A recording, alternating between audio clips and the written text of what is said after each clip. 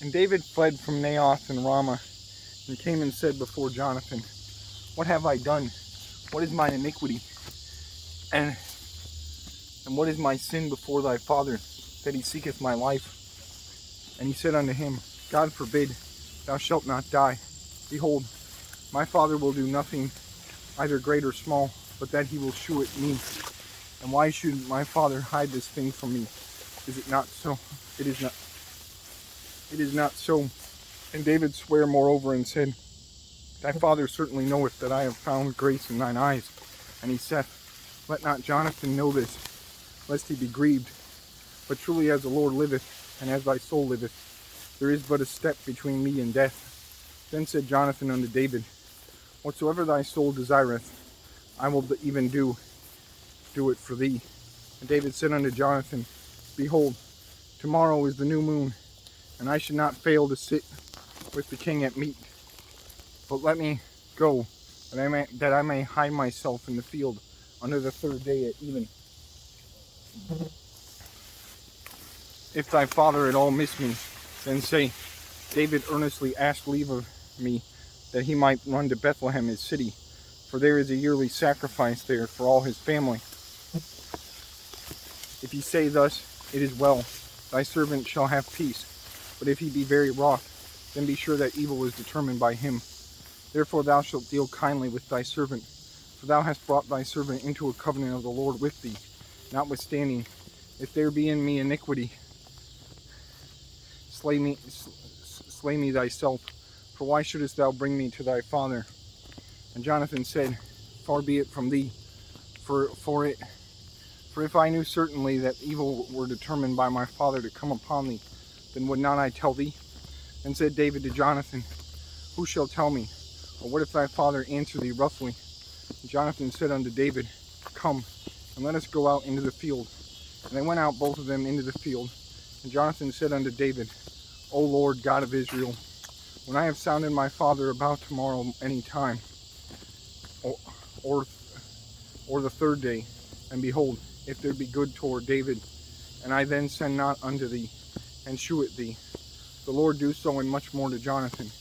But if it please my father to do thee evil, then I will shew it thee, and send thee away, that thou mayest go in peace, and the Lord be with thee, as he hath been with my father.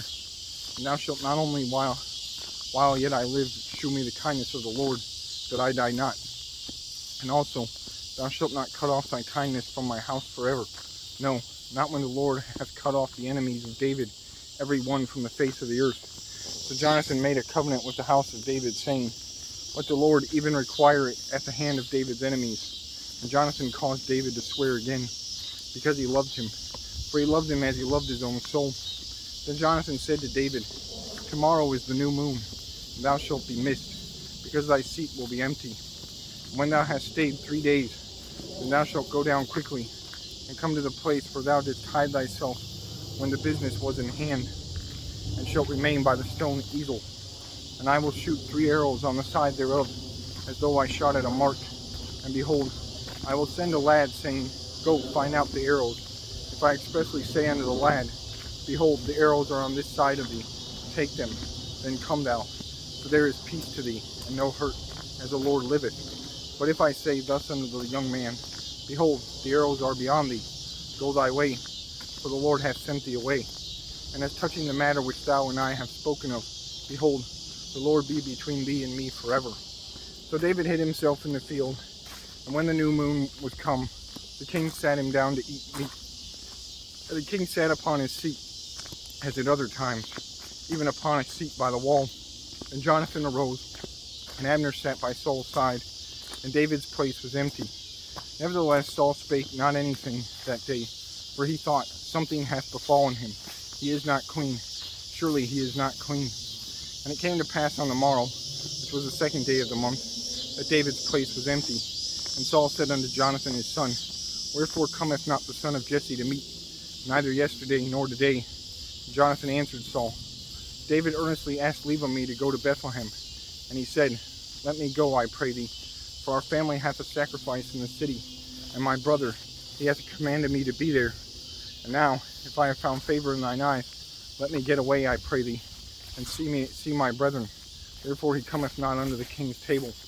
Then Saul's anger was kindled against Jonathan, and he said unto him, Thou son of the perverse rebellious woman, do not I know that thou hast chosen the son of Jesse to thine own confusion, and unto the confusion of thy mother's nakedness? For as long as the son of Jesse liveth upon the ground, thou shalt not be established, nor thy kingdom.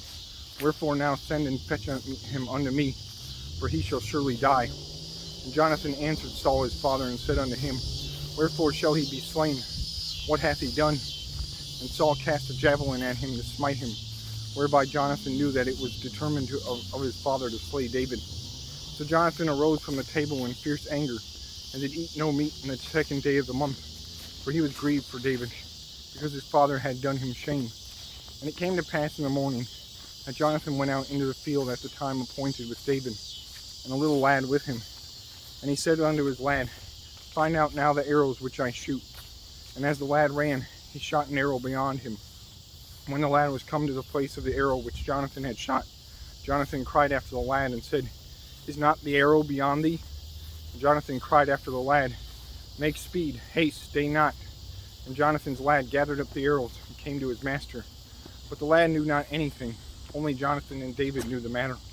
And Jonathan gave his artillery unto his lad, and said unto him, Go, carry them to the city. And as soon as the lad was gone, David arose out of a place toward the south, and fell on his face to the ground, and bowed himself 3 times. And they kissed one another, and wept with one another, until David exceeded. And Jonathan said to David, Go in peace, for as much as he have sworn both of us in the name of the Lord, saying, The Lord be between me and thee, and between my seed and thy seed forever. And he arose and departed, and Jonathan went into the city.